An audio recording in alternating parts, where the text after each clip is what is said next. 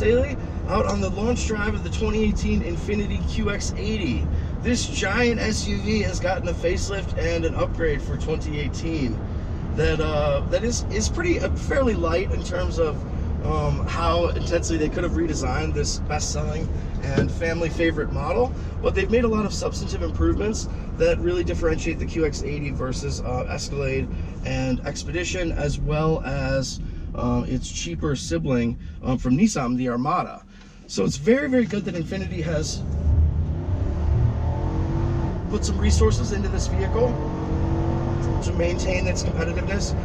So QX80 out on the handling loop is going to be the drive portion of our video here, but we'll also try to talk about what improvements have been made for 2018, as well as its overall handling dynamics, and close out on pricing and some of the options and equipment.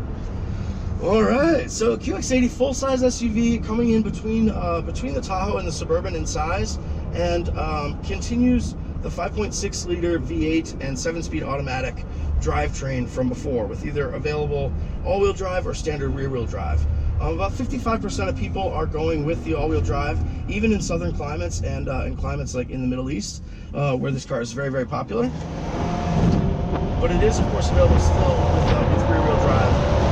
And even with the all-wheel drive option, it drives mostly in rear and then can shift up to 50% of the power to the front as needed.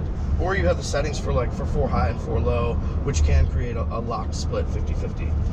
So it's definitely a big, charming machine that is still carries a lot of its charm and luxury and class and capability into 2018 with this new nose, new tail, and new cabin details. Still very speedy, 400 horsepower, 413 foot-pounds of torque from this 5.6 liter V8, and then the 7-speed automatic does not have drive modes, but does have manumatic shift controls, and a great sound from this engine. Oops. So it'll hold you in gear. It won't upshift for you, which is good to know. We can also put it in. I'm going to put it in tow mode right now because that encourages earlier downshifts, and it engine brakes the truck up to corners like you would want if you had a big trailer out back.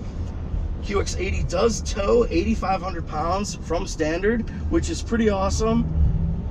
I mean, and definitely, that's a big boat. That's like a 30 or 40 foot boat. So that's really nice, and it's good that they're ready for buyers with that. One of the other big innovations for the QX80 that will aid in towing as well as just hauling like up to 8 people is this new rear view mirror.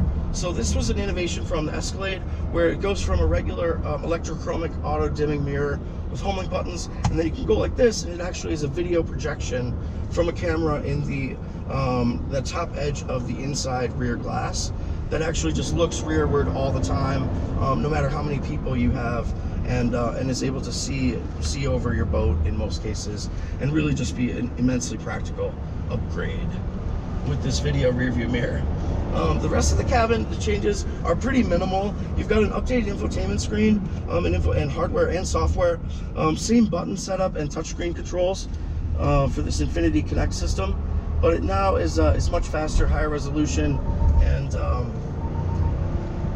generally like a little bit modern and more intuitive to use. And then we have a new shift lever and new sort of semi-aniline leathers in colors and stitching patterns that reflect this new Infiniti design ethos. So that sort of like flowing wave motif that we see on the front grille is reflected in the leathers of the cabin. But beyond that, it's really a familiar machine. Same dashboard, same steering wheel, and a lot of the same safety features that were available on QX80 before. So that's like active cruise, automatic blind spot, lane departure warning, and assist, as well as distance control in front, automatic city braking, rear automatic braking, and then rear cross traffic alert. So it has like every automatic safety feature you could want, as well as like remote start, and Infiniti's integration with Alexa is new for 2018.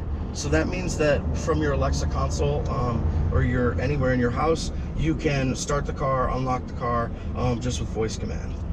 So that is pretty nice, and is comes with the deluxe technology package that we're in now. So other QX80 changes are in terms of the refinement and the ride quality. So ride quality in QX80 has always been a big selling point for the truck, because it rides so much smoother than Escalade, but it is but it has a lot more body control than cars like Land Cruiser that are just sprung like so soft. Someone once said it was like driving a bouncy castle through the twisty roads. So the Infiniti is good at maintaining a balance there, and having one of the softest and most comfortable rides of the full-size SUV segment, paired with some of the best handling. So we're gonna go back on the handling loop again. And this powertrain is a gem. The truck is fast. It is fast and pretty fun to drive.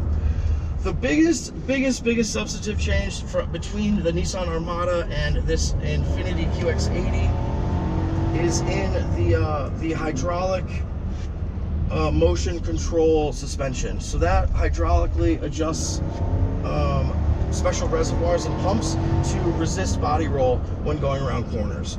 So this hydraulic system is totally automatic. You never really notice it in action. What you just notice is that there is pretty good body control around corners, and very little body roll, considering how soft the suspension is. So this suspension was always pretty soft, and has gotten recalibrated for 2018 to be even smoother than before. That even extends to Bridgestone. The tire supplier was able to soften the sidewall of the 22-inch wheels to maintain a really flawless ride quality, even with 22s and performance tires. So that's the biggest thing that sets it apart from Armada. So Armada has to, as a result of not having this hydraulic motion control suspension, it has to be has a tighter suspension, so it does not ride as smoothly, and it's not as quiet. So those are the big upgrades for QX80 versus Armada. Of course, beyond the brand appeal and some of the luxuries that only the Infiniti has. So the truck is doing pretty well around these corners. I mean, I've taken Land Cruiser out here and a couple other like big giant machines like the F-250 that really did not want to be hustled down this twisty road like I was doing, but they each sort of suffered through it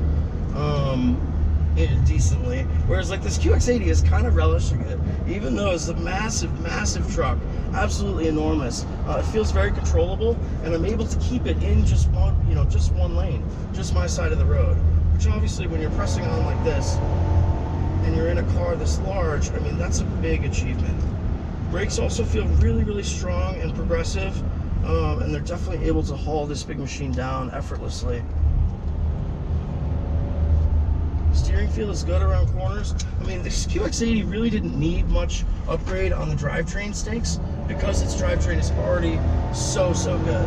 I mean, second to the Escalade and the Denali 6.2 liter V8, I would easily say that this is the best drivetrain in the full-size segment. I do like those GM V8s as well, but the Escalade has some big issues these days.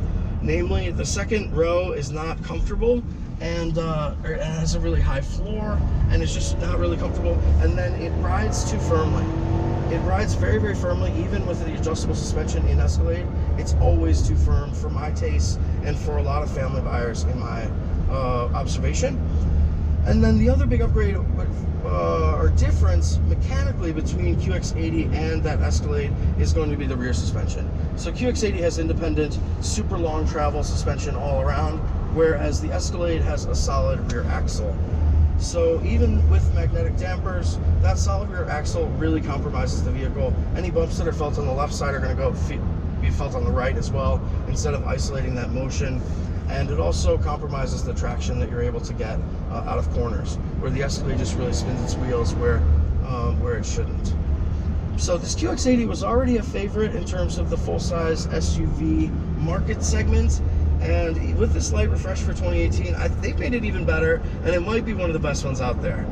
I mean, cars like the Audi Q7 and Mercedes-Benz GLS are huge. The BMW X7 is going to be pretty huge coming up, but they're not huge compared to this QX80. I mean, this car is absolutely gigantic, and it's what owners love about it, or one of the things that they love so much, is that it's giant, really, really easy to drive, exceptionally comfortable, and supremely reliable. So these are all things that you can't really say about some of the rivals in the segment. Could Infiniti have done more with changing the design of some of these buttons and stuff like that? Yes, they could have. It'd be nice to have more like digital displays in the gauge cluster to match some of the latest from Land Rover and Jaguar in their SUVs. But overall, I think that this big truck is still as charming as ever, but now has a really, really posh 2018 face that is just like so stylish. Everything from the A-pillar forward is all new and definitely looks it and looks really, really cool for it. So QX80 is arriving as the 2018 model in dealers in December, mid-December, so about right now, and you can get this car from about $65,000 up to about $67,000 with all-wheel drive, and then and an average equipped price with the deluxe tech package, which brings a new rear entertainment system and a couple other things. The truck goes out about $75K. So definitely one of the better full-size SUVs in that it can play so many roles, but none better than being an absolute cruiser that is so soft, so quiet, and so luxurious. We'll see you guys next time. This has been Tom Burkhardt from Car Revs Daily in the 2018 Infiniti QX80.